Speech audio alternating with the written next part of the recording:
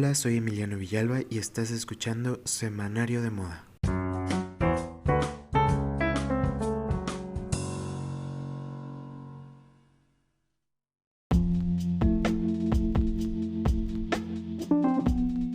Moda y arte, arte y moda. ¿Es la moda arte o el arte es el que dicta la moda? Soy Emiliano Villalba y estás escuchando Semanario de Moda. Antes de que comencemos, me gustaría agradecerles a todos ustedes por el recibimiento a este proyecto. También agradecerles por sus comentarios, por sus buenos deseos y por todos los mensajes bonitos que nos han llegado a las redes sociales. Y bueno, esta semana han pasado muchísimas cosas locas en la moda y fuera de ella. Primero nos presentaron los uniformes de la delegación mexicana para los Juegos Olímpicos de Tokio 2020, que realmente me hicieron recordar el trabajo de María Luisa de Chávez, que es una diseñadora mexicana reconocida que fabricaba los uniformes de las delegaciones de México en varios Juegos Olímpicos. Ella tiene una gran historia porque trabaja justo con uniformes. Ella uniformó y tuvo una empresa dedicada a los uniformes en los 70 y en los 80. Y además, por si no lo sabían, también trabajó con Pierre Cardin, que es este diseñador francés que recientemente falleció el año pasado. Cuéntenme en las redes sociales del programa si les gustaría que platicáramos con ella para recordar buenos tiempos y hablar sobre estos nuevos modelos que realmente pues han dado mucho de qué hablar, ¿no? ¿A ustedes les gustó? ¿Ya votaron por su favorito? Carlos, tú ya votaste por tu favorito, ¿verdad? Ya, definitivamente. En cuanto vi la publicación en Facebook, hubo uno que me llamó muchísimo la atención. Si no recuerdo, es la edición Oaxaca. No recuerdo el nombre. Es el único que tiene un saquito y bordado. Súper. Ese. Sí, pues había ese, estaba el que tenía como el escudo azteca y otro igual que la verdad es que no me acuerdo muy bien, pero bueno, si ustedes que nos están escuchando quieren que planteemos este tema en el siguiente episodio y nos acerquemos con María Luisa de Chávez para que nos cuente más sobre cómo se hacían estos uniformes, coméntenlo en nuestras redes sociales que es @semanario-de-moda y @emiruf. Además de todo eso, también al momento de grabar este podcast, la cantante Lady Gaga se posiciona otra vez en las listas de popularidad debido a que muchos de los Little Monsters comenzaron a comprar otra vez el álbum Art Pop, que es el tercer álbum de estudio de Gaga que fusiona la moda, el arte y también la música y que curiosamente empata con lo que vamos a hablar el día de hoy. Híjole, además me gustaría mucho poner música también de fondo en este podcast para que la audiencia lo escuche, pero seguramente si pongo música de fondo de ella me demandan y pues todos nos vamos a la cárcel. Entonces pues nos quedaremos con las ganas.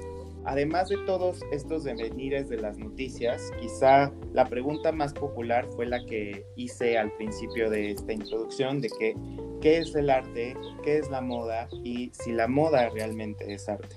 Y lo cierto es que para entender todos estos extensos campos, yo creo que tendríamos que hacer un curso completo de historia de arte y de historia de la moda. Sin embargo, ya alguna vez Valerie Steele se preguntó esto y me gustaría retomarla en este podcast porque tenemos a un increíble invitado. Antes de pasar a la conversación con Humo Carlos o con Carlos Vega, un talentosísimo pintor originario de Guanajuato, me gustaría dar un pequeño acercamiento a la respuesta de esta pregunta. ¿La moda es arte? Si bien los estudiosos de la materia decían que la alta costura era arte por su complejidad y por la utilización de lo artesanal y porque no era parte de una producción masiva, lo cierto es que hoy muchos de los vestidos o de la indumentaria que están en museos se le considera parte de este sistema artístico y lo menciona Valerie Steele con esta aura artística.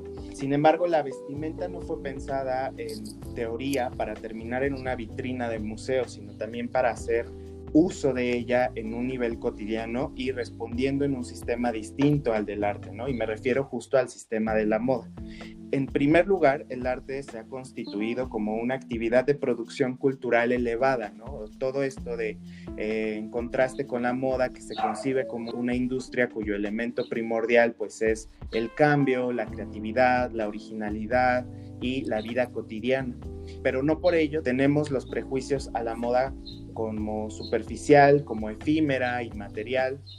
y mientras que el arte se valoriza en torno a lo estético, la virtud y la belleza y todo esto, pues la moda siempre se queda un poco rezagada o se mantiene en este imaginario de que es todo menos serio.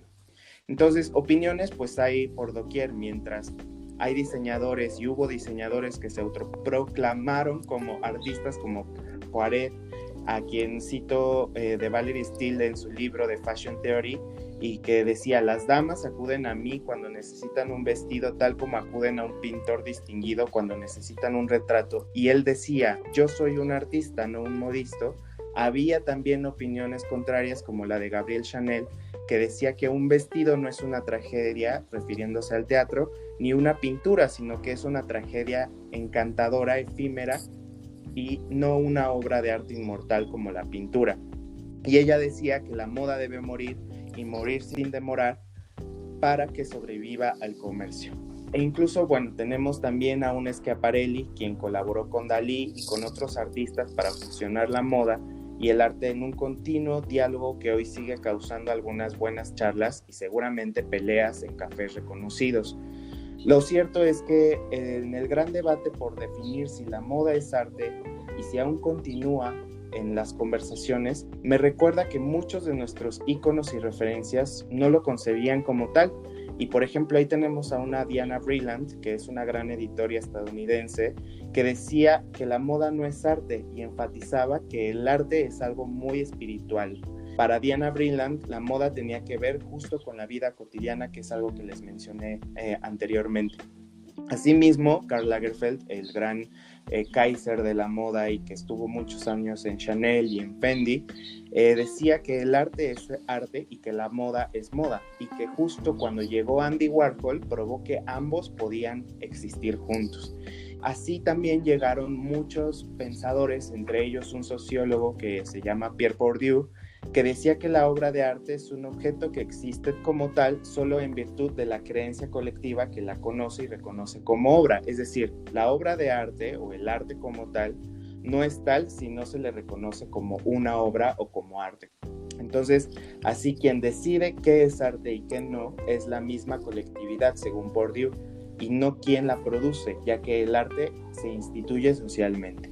Así quienes constituyen el significado de la obra, como los y las críticas, los y las editoras, los y las galeristas e incluso el mismo público, producen el reconocimiento de la obra de arte.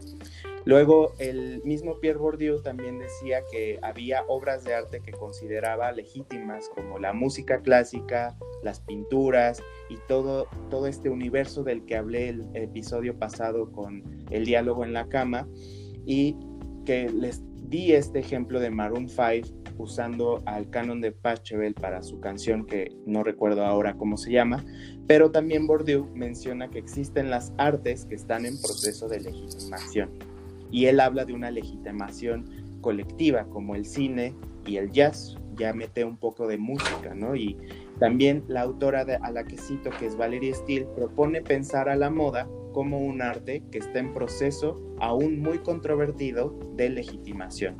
Y pues me gustaría justo retomar la cita que dice: la moda necesita ser legitimada, es decir, necesita ser producida simbólicamente por críticos, curadores, editores y otros agentes con el poder de consagrar la moda como arte y la capacidad para convencer al público de que un vestido debe ser visto como una obra de arte.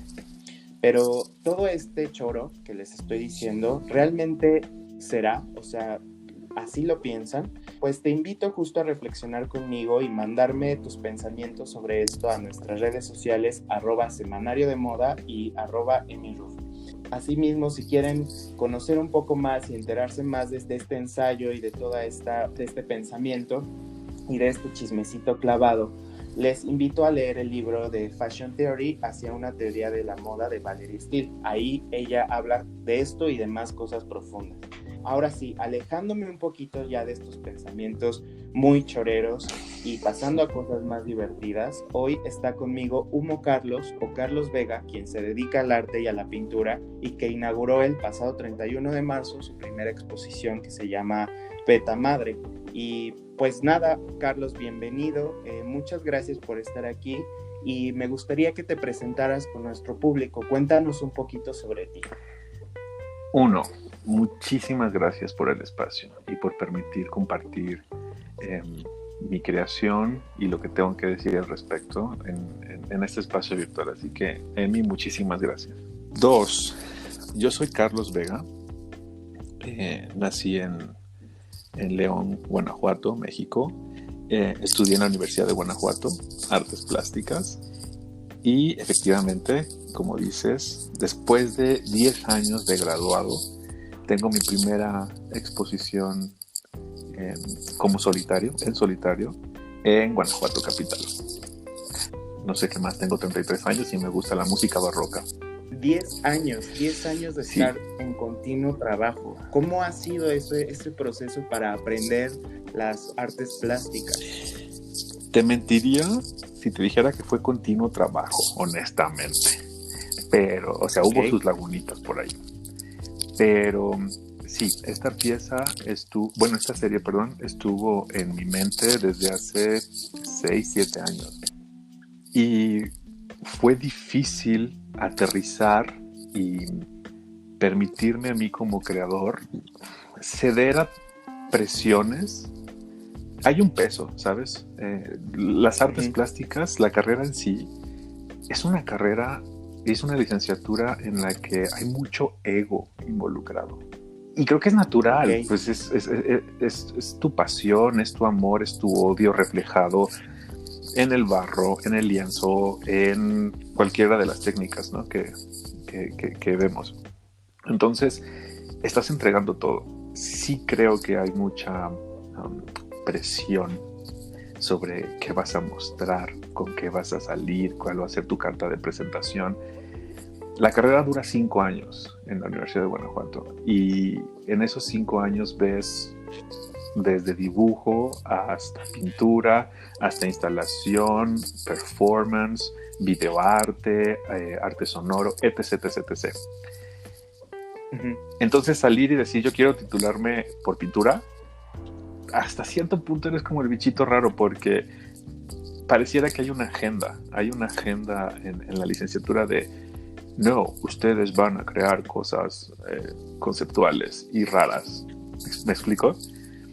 Entonces, decidir que la pintura sea tu carta de presentación, para empezar, ya es algo, considero yo, valiente. Y claro, hablando justo de esta carta de presentación y de cómo nos mostramos a los demás, creo que ahí tenemos otro vínculo con la moda, ¿no? De cómo es que, o qué usamos, o qué prendas usamos para poder presentarnos ante los demás. Y esto que mencionas me parece muy curioso porque pareciera que pasa lo mismo en estas industrias creativas, ¿no? Todo esto de la agenda, de qué es lo que se está haciendo en boga, y si lo remontamos un poquito con lo que decía anteriormente en mi choro mareador de Pierre Bourdieu, de que la moda se necesita legitimar a partir de lo clásico, por ejemplo, y lo clásico que se representa en la pintura, ¿por qué ahora crees tú que hacer pintura en este mundo del contemporáneo, del arte contemporáneo, donde cualquier cosa, entre comillas, podría ser arte, es valioso? Cuéntame un poquito por ahí. Pues porque está ligado a lo académico, ¿no? Está ligado a los procesos pragmáticos y científicos de cómo debe, ¿sabes ese verbo? Cómo debe de ser un proceso artístico, cómo debe seguirse el paso 1, paso 2, paso 3, y entonces ya tienes tu pintura bonita. Creo yo que es por eso, porque va ligado a lo academicista, a las reglas. Y entonces entramos al mundo posmoderno, en donde las reglas pues realmente están para no seguirse, o romperse, o encontrarse nuevas formas de hacer nuevas reglas, etc. Y la pintura puede caer en lo aburrido y lo ya visto. Por eso muchas veces se ha declarado, no sé cuántas veces, la muerte de la pintura, ¿no? Tú que ya has visto un poco de mi obra, en la que no nada más pinto, sino que pinto referencias a obras del siglo XVI, XVII, entonces está más cañón aún. Sí, sí, sí. Y de hecho justo te quería preguntar que estoy seguro que has experimentado con muchas técnicas y muchas formas de trabajo creativo, pero ¿por qué justo ahora te interesó esta influencia del siglo XVII, del siglo XVIII por ahí? ¿Qué te llamó la atención de abordar estas técnicas de pintura para traerlas nuevamente a lo actual y darle como justo este giro, ¿no? También. Ahí me tengo que ir a cuando yo tenía 10 años. La historia es un poquito larga, ¿me la aguantas? Sí, tú Mira, échatela. cuando yo tenía 10 años, mis abuelos maternos me llevaron... De hecho, voy a dar un poquito de spoiler, porque eso está en el texto curatorial de la exposición. Pero ahí te va cómo surgió todo esto. Ok. Cuando yo tenía 10 años, mis abuelos me llevaron a un templo a las afueras de Guanajuato que estaba en proceso de remodelación. Mis abuelos conocían al arquitecto en cargo de este proceso, y una noche los invitaron a una como muestra de los avances, etc. Ya sabes, diapositivas, fotografías, pero estamos hablando de 1997. Entonces llegamos a este templo y para mí fue muy, muy, muy impresionante. Es un episodio muy fuerte en mi vida. Llegamos y entonces vemos el templo en ruinas, en proceso de remodelación, obras de arte sobre andamios, cubiertas de polvo, de excremento de paloma. Es decir, el arte pues atacado. Y para mí fue muy impresionante este escenario. Sin darme cuenta, y después de mucho tiempo y analizarlo incluso con mi psicóloga, me doy cuenta que yo tuve pequeñas crisis de ansiedad y pánico ese día al ver todo esto. Algo que marcó mi cerebro, marcó mi cuerpo, marcó mi mente, marcó mi alma, y lo mantuve enterrado por mucho tiempo. Yo llego a la escuela de artes porque sabía dibujar, nada más, así, tal cual. Cero conocía del arte contemporáneo. Y empiezo a conocer, se me presentan todos estos artistas magníficos que exploran su cuerpo, que exploran la sociedad, que exploran la historia. Dejo de producir lo que producía en ese momento. Y te digo que es hace 6, 7 años que todas estas regresiones que tuve me llevaron a ese viaje que tuve a los 10 años. Y aunque hubo miedo, también hubo una pizca de placer en ese viaje. Una mezcla de como... no sé si coloquialmente puedo decir me asusta, pero me gusta, no sé. Y entonces... Claro. Dije, no, es que de ahí va, tengo que explorar el arte, en este caso sería arte barroco, arte europeo, y todas estas iconografías de santos, mártires, personajes en éxtasis, personajes sufriendo, que fue básicamente lo que yo experimenté ese día.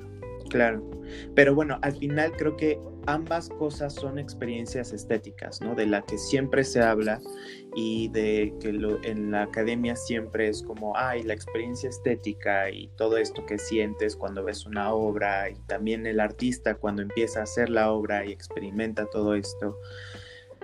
Cuéntame para ti justo qué significaron esas experiencias estéticas y cómo fue que las empezaste a reproducir en los lienzos.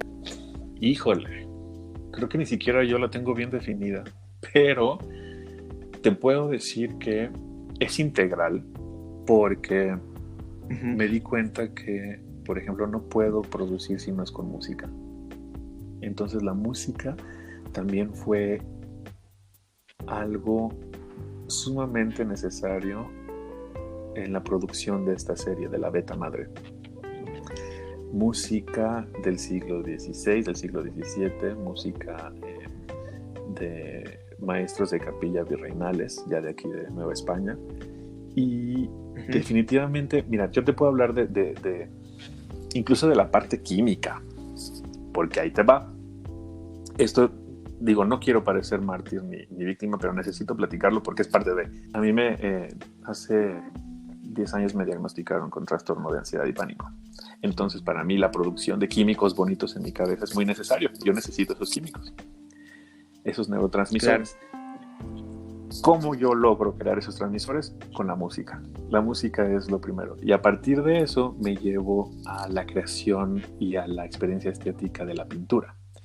Entonces, mientras yo estoy pintando, mientras yo estoy escuchando música, hay momentos en que se va a escuchar bien cursi, pero me pierdo. Me pierdo definitivamente. Uh-huh. Y las manos, las muñecas, los dedos son los que me rigen y me dicen a dónde tengo que ir, qué pincelada se tiene que quedar, qué mancha se tiene que borrar, etc, etc, etc. ¿Por qué estas piezas o por qué la referencia a piezas tan antiguas? Porque una de las características de una persona con trastorno de ansiedad es la despersonalización. De pronto te sientes fuera de ti mismo y el tiempo se vuelve algo irreal. Entonces yo necesité de marcar el tiempo, necesité sentir la pulsión de decir, a ver, espérame, ¿a dónde pertenezco? ¿Dónde estoy? ¿Para dónde voy? Entonces, ¿cómo lo hice? Con la elección de estas pinturas que me permitían a mí sentirme y aterrizar en la realidad. Suena bien loco, pero espero que tenga sentido. No, sí, totalmente. Eso para mí fue lo necesario, ¿sabes? Porque eso, básicamente te estoy diciendo que gracias a ellas no me volví loco, pues. Y por ejemplo, en estos momentos donde estabas fuera de ti, ¿la música te ayudaba justo a aterrizar? Sí. ¿O era parte justo del proceso? Ambas era parte del proceso. Yo creo que también tiene un ladito masoquista, porque la ponía para que me sacara tantito de la realidad, pero entonces el siguiente track ya me permitía aterrizar, ¿sabes? Ahora, en Beta Madre, ¿por qué le llamaste así a la exposición? Es muy narrativo, pero a mí siempre me pareció muy bello. Si tú vas a la exposición, o para las personas que nos estén haciendo el favor de escuchar y entran a la página humocarlos.com, ahí hay una sección en donde pueden entrar a ciertas fotografías de cómo está instalada la exposición. La sala es muy oscura, muy, muy, muy oscura. Lo único que está iluminado son las piezas. ¿Qué es la Beta Madre? La beta tal cual es la porción que se encuentra debajo de la Tierra, cierta cantidad de kilómetros debajo de nosotros, que en ciudades mineras, como Guanajuato capital, eso es una franja. Por eso es que hay ciertas, más bien diferentes bocaminas, como en Guanajuato existe la de Cata, la de Mellado, la de Valenciana, etc., que llegan precisamente a esa beta, es decir, por diferentes caminitos se llega al mismo destino, que es la Beta Madre. ¿Por qué le llamé Beta Madre? Porque esta historia, como te la acabo de contar, pues básicamente es un poema a la ciudad de Guanajuato. E intenté hacer, aunque suene un poquito cursi, una metáfora de cuando tú entras a la sala de exhibición, es como si tú te sumergieras a la tierra, todo oscuro, la negritud, la ignorancia, pero de pronto hay ciertos destellos de luz, de belleza, que son las piezas, que son las que me permitieron pues aterrizar. Por eso es que la exposición se llama Beta Madre. Creo que hace una buena fusión justo con toda esta teoría que venimos siempre estudiando y que los que estamos alejados con el arte de alguna manera pues técnica y hasta académica, entendemos siempre que leemos a teóricos o a críticos de que la belleza, la virtud, la luz viene a partir del arte, ¿no? Y me gustaría conocer un poco sobre tu proceso creativo en cuanto a la investigación, por ejemplo, de algunos cuadros, tuviste la oportunidad de ver cómo se vestían, por ejemplo, en esa época, porque veo mucha la representación de los alejandrinos, ¿no? De estos cuellos que fueron hechos de encaje y que tú los plasmas en tus cuadros, pero además le das ese toque contemporáneo, por ejemplo, con la pintura que tuve el gran honor de adquirir, que es el ojo y lo demás no está pintado. Cuéntame un poquito sobre esa pintura. Esa pintura, Emi, no sabes qué trabajo me costó. Estuve a punto de no presentarla. Esa pintura en específico representó un reto porque la pieza la trabajé durante 2 semanas y cada vez que la terminaba, nada más no estaba contento con el resultado. No sentía yo que proyectaba lo que yo quería que la pintura representara. Y hay un momento en el que, por lo menos yo digo, no, pues esta pieza nada más no quiere ser. Entonces, ¿sabes qué? Con permiso, le sigo la que continúa, ¿no? Tal vez fue un capricho de mi parte, pero forcé demasiado y la pintaba y la borraba, y la pintaba y la borraba, la pintaba y la borraba. Fíjate que una de las cosas con las que también podremos hacer intersección con el arte, con la moda, perdón, es que en esta serie trabajé mucho las veladuras, que es cuando una pintura ya está relativamente seca, puedes aplicar ciertas capas de pintura muy aguada con muy poca cantidad de color. Entonces es como si pusieras filtros de fotografía a la pintura. ¿Qué hacen estos filtros? Homogeneizan la imagen. Entonces, con tu pieza en específico, empecé a trabajar veladuras. Y aún así no me gustaba. Entonces trabajaba veladura, la borraba. Trabajaba veladura, la borraba. Como si la estuviera vistiendo, ¿te das cuenta? ¿Y cómo? Como si le estuviera probando diferentes prendas. ¿Y cómo borras una veladura? ¿Cómo es el proceso para borrarla? Es muy invasivo porque es ponerle aguarrás. La tuya es sobre tela, si no mal recuerdo. Sí, sobre tela, es óleo sobre tela. Entonces hay que tener muchísimo cuidado porque estarle borrando tanto tiempo me puedo traer pues las capas más significativas de la pintura. Entonces, estarla borrando con aguarrás. Sin embargo, cada vez que la borraba quedaba el rostro original, pero no estaba contento. Hasta que en algún momento dado dije, ok, esta pieza no quiere ser como tal. Aunque suene bien sangrón, a veces las piezas te piden también cómo quieren ser. Entonces, la pieza nada más no quería ser. ¿Qué hice? Dije, bueno, pues no quieres estar, vamos a jugar un poquito a los disfraces. Tomo pincel, tomo óleo muy pastoso y le pongo esta máscara que ahora tiene. Termino de ponerle la máscara y dije, ahí está. Eso era lo que quería. Así tenía que estar. Y la pieza terminó siendo mucho más misteriosa, creo, que de lo que originalmente era. Y me gustó mucho el resultado. Mucho. Respecto a la investigación que me dices, no es muy profunda realmente.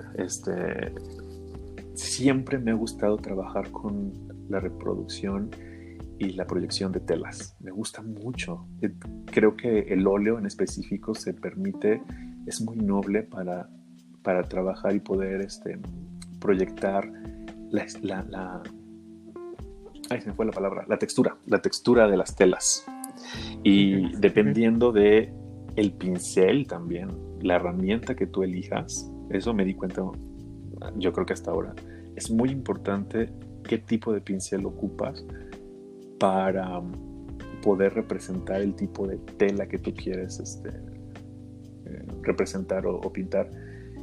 Y en este caso yo usé pinceles muy burdos, muy toscos, y eso me permitió trabajar con las telas que realmente son pocas, realmente en la serie en general son es poca, pero al mismo tiempo hay detallitos que permiten, como tú lo mencionabas, este cuello, si no me recuerdo se llama el alejandrino, la lechuguilla, que la conozco, permite identificar que no es un retrato contemporáneo. ¿Estás de acuerdo?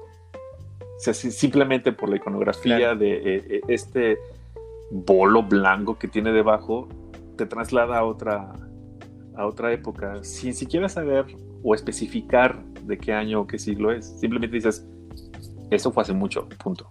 Sí, sí. Y que es parte justo también de la misma identificación cuando hacemos o se estudia el arte y la moda. La misma ropa o la misma indumentaria ayuda a identificar el espacio, el tiempo, la temporalidad, y es muy interesante ver cómo es que, o fue muy interesante ver cómo trabajaste la indumentaria en esta serie de 3, Sí. me parece, ¿verdad? Que son 3 Así es. retratos increíbles que tienen justo el alejandrino, la lechuguilla, pero además tienen estas capas de terciopelo negras que si, bueno, alguien que está como muy cercano a las telas o demás puede suponer o inferir que es terciopelo negro, pero que está ahí y que la gente o el público en general que va a ir a ver la exposición se va a dar cuenta lo que tú mencionas, ¿no? En primera instancia, que no forma parte de esta temporalidad porque no es algo habitual que se use actualmente. Sin embargo, los guiños contemporáneos, por ejemplo, a lo mejor en los colores que vi algunos o en las mismas técnicas, hay una, por ejemplo, que utilizas para la promoción de la Beta Madre, que es la cara de una virgen, me parece que está en éxtasis, y lo demás está con óleo, ¿no? Que son guiños justo, espero que esté bien mi interpretación, que te traen, te dicen, es antiguo, entre comillas, pero estas técnicas o estas formas de crear el cuadro son nuevas o entre comillas nuevas, ¿no? Contemporáneas, es decir, hay como este contraste entre lo novedoso y lo clásico, que es un poco de lo que les platicaba el episodio pasado, de cómo es que a partir de la creación se utiliza el pasado para traer nuevas cosas, y es este continuo ir y devenir del ciclo. Así ¿No, es, Carlos? y como mencionabas, es la forma de validar, sí lo mencionaste así, ¿no? Validar, darle este halo creativo a la pieza por medio de lo antiguo, por medio de lo clásico, y al mismo tiempo es mi forma de romper la regla, de romper lo académico y romper el proceso. Claro. Oye, y ahorita ya estás pensando en una nueva serie, ¿te vas a seguir concentrando en estas técnicas barrocas o vas a experimentar nuevas cosas? Ya estoy preparando, estoy trabajando, tengo varios bastidores listos. Ahorita, ¿qué es hoy? 14, ¿verdad? Abril 14.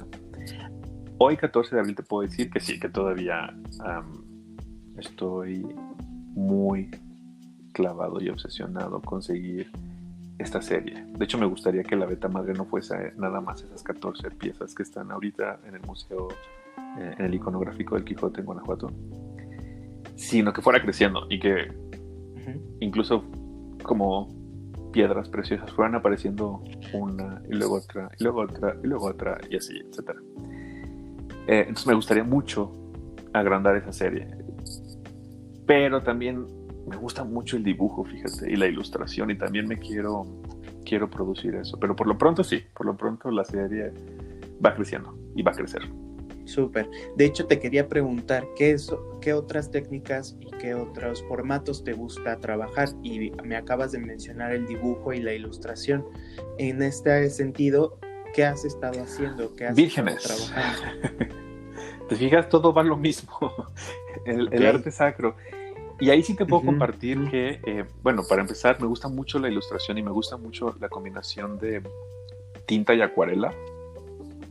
Es bien noble y es muy, aparte de cómoda en cuestión técnica, digamos, da resultados muy rápidos y a veces yo me pongo un poco desesperado. Entonces, es muy gratificante trabajar con lo que es acuarela. Me gusta mucho el pastel también. En las vírgenes que estoy trabajando, ahí sí hay harta tela. Ahí sí hay mucha indumentaria. Estoy trabajando en una serie de vírgenes del periodo virreinal. Entonces hay el encaje, el terciopelo, las joyas, oro de hoja, hay mucha elegancia, pues. Súper. Espero que nos compartas tu trabajo para después nosotros difundirlo en Semanario de Moda, y seguramente quienes nos escuchan van a estar muy contentos y muy emocionados de ver qué es lo que estás trabajando. Carlos, pues cuéntanos ahora un poquito sobre dónde te podemos encontrar, dónde está la exposición, cuántas piezas. Ya lo habías mencionado anteriormente, pero para que quede bien confirmado y para que la gente que nos escucha pueda ir. La exposición, la beta madre, son 14 piezas. Tengo piezas óleo sobre panel, óleo sobre lienzo, óleo sobre óleo incluso. Son 14 piezas y como tú mencionaste, se abrió al público, que con todo esto de la pandemia, pues obviamente claramente no hubo una inauguración como tal, pero se abrió las puertas al público el 31 de marzo y se va el 21 de mayo. Se encuentra en el Museo Iconográfico del Quijote, en la ciudad de Guanajuato, capital, a unos cuantos metros del Teatro Juárez. Ahí va a estar. Perfecto. ¿Y dónde te podemos seguir? En Instagram estoy como Humo Carlos y como humo.carlos.art de arte. Ahí pueden ver lo que hago. Súper. Pues bueno, llegamos justo al final del podcast y a ti que nos escuchas, nuevamente gracias por llegar hasta el final de este podcast y te invito a darle el botón seguir o a suscribir para que no te pierdas los siguientes episodios. Y también te invito a compartir este podcast si te gustó y seguirnos en nuestras redes sociales @semanario de moda y Emiruf. Carlos, muchísimas gracias por estar aquí y pues nos vemos y nos escuchamos pronto. ¡Chao!